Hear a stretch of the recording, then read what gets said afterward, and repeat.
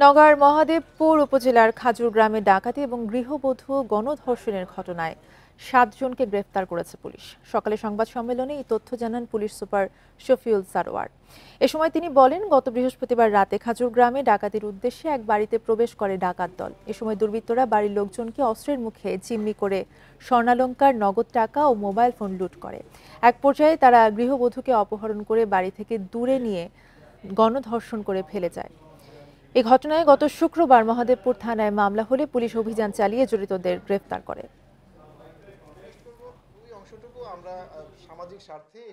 আসামি শরীফুল ইসলাম ওরফে পচা সহ ৭ জনকে গ্রেফতার করতে সক্ষম হয়। উক্ত মামলায় ৩ জন 164 করেছে এবং মামলার ব্যবহৃত আলামত আমরা জব্দ করতে পেরেছি।